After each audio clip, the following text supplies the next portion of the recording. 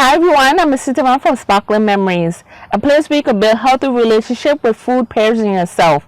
And today what we're actually going to discuss is when things go to the left. When things don't go according to plan, or you plan something and it didn't quite work out the way you wanted it to, or the way you intended it to. There are 7 different things you can do to come back when things happen in that instance. First thing you want to do is make a plan. Making a plan means making that list. Now, say for instance, you have a particular event you want to go to. You know the event is, let's say, in 5 days. The first thing you want to do is make sure you have an outfit, you know your transportation to and from the event, whether or not you have to bring something or you need a ticket. So these things you need to know in advance, whether you have to go buy the ticket or you have to order online or you have to go to the box office and pick it up. There's several different things you do in terms of the event.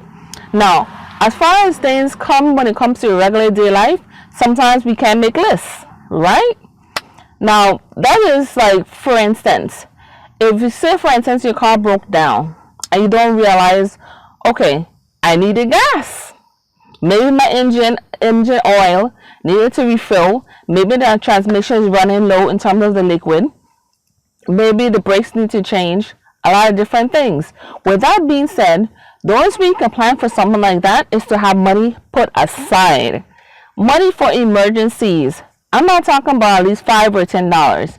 That's something you just leave in your wallet just in case, so you can always have cash in hand. I'm not talking about that. I'm talking about like the big things when it come up and then you have to deal with them right away. In terms of your car, that would be a big thing. Third, for instance, when things don't go according to plan. So for instance, you happen to find out that you're expecting. You have a whole 9 months to get planned. Whether it be buy that car seat, get that crib, get the baby, clothes, get whatever else you think the baby might need once the child gets here.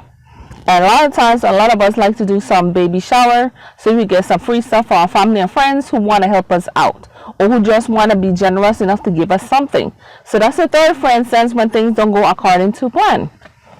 Now, a fourth, for instance, when things don't go according to plan.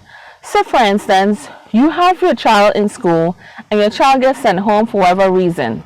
It could be like they got suspended or they got in trouble in school. So now you have to take time out from work to actually go and pick up your child. And your child's school is like at least 20 or 30 minutes from your job.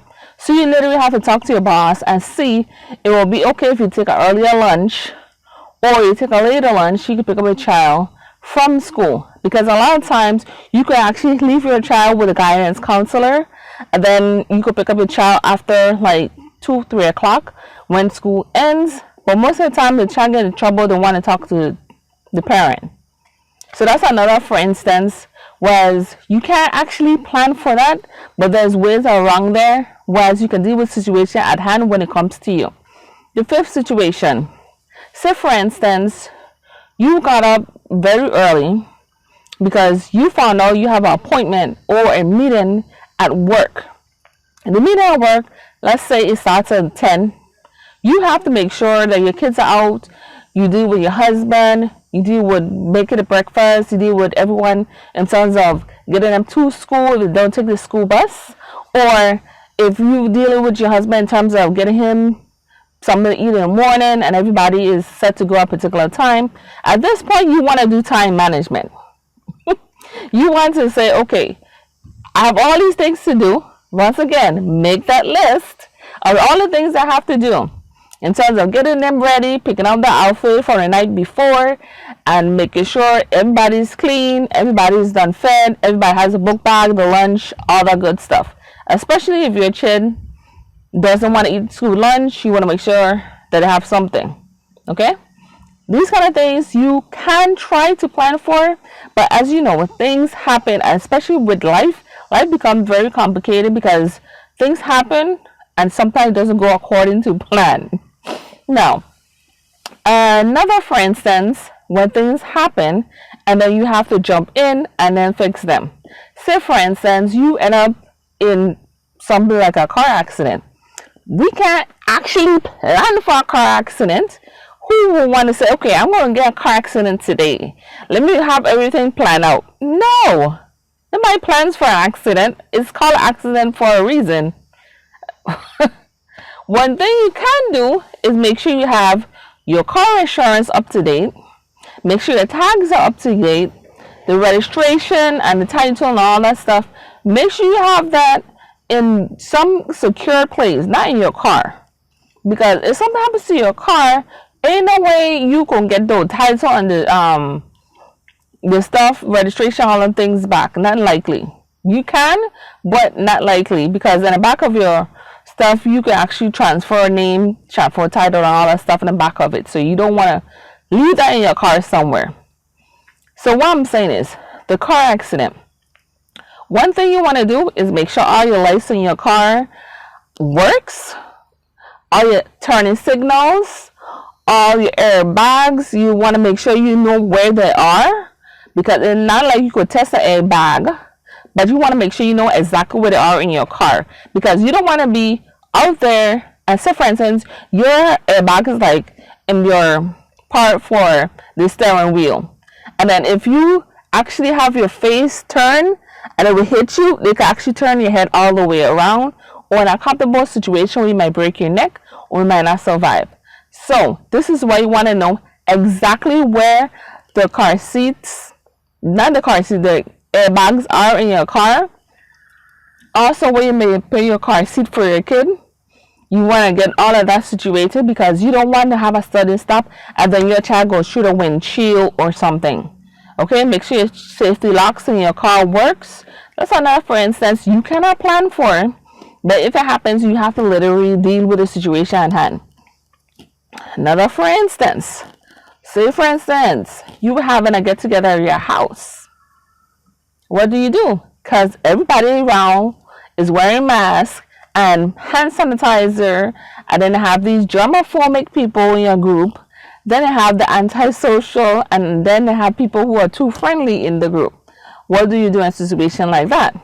At that point, you can actually plan to have a smaller gathering instead of a large one that you might be used to.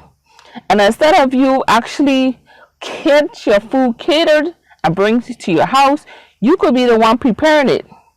That way, if someone else prepared it, you don't know the conditions and all those other regulations and all that stuff, because you still have to deal with face-to-face with people in terms of if you're going to get your food catered, unless you have it sent to your door and you don't want no kind of contact, which is kind of crazy. Because if I'm buying food, I need to see the person that's bringing it to me. Even if it's the drive-thru, I want to see the person's bringing it to me. Because a lot of times people always leave at the door stuff. I don't know how that works with other people, but not here. I want to see who's bringing my food. Because if something happens, you want to know, okay, Susie work at McDonald's or whatever else. But sometimes it'll be a third party bringing your food, especially when you order from Uber Eats, DoorDash, Grubhub, Ship, Postmates, all the other food delivery and grocery delivery stuff, you know. Another, for instance, I had a, for instance, that I was not expecting. I went to my favorite restaurant and I had me a plate. Yes, I always order my bowl. It has in several different items. It starts with the rice, the beans, my chicken. I put a little of lettuce, some tomato, some salsa, you know, the works. Especially my guacamole. Yes. Then now I get to the house and I eat the food. I ate a very small portion of it. And the unbelievable thing happened. It turned my stomach so bad that I went a record amount of times to the restroom, and I haven't ate from that establishment in no other location or that particular location since then, because I'm still kind of freaked out that it made me so sick and I didn't know exactly what to do, because Everything you work for, that in terms of working your belly, you actually take, nothing worked. So I had to wait till it empty out of my system in order for me to eat again. Certain, for instance, like that, it could have been the food was overcooked, which means sometimes that burnt feel, it could make you want to throw up. If it's undercooked, then you could possibly get some kind of food poisoning. If it wasn't cooked correctly or stored correctly, then you could end up with that kind of issues also. So when it comes to taking things, when it comes to, for instance, you can't always plan for instance, but you could plan ahead just in case. So till next time, I encourage everyone to try to plan just in case. For all these just in case, for instance, I've just spoken about, and others that might come about your way that you weren't expecting. So next time, this is Miss Sitting Around for Sparkling Memories. Bye bye.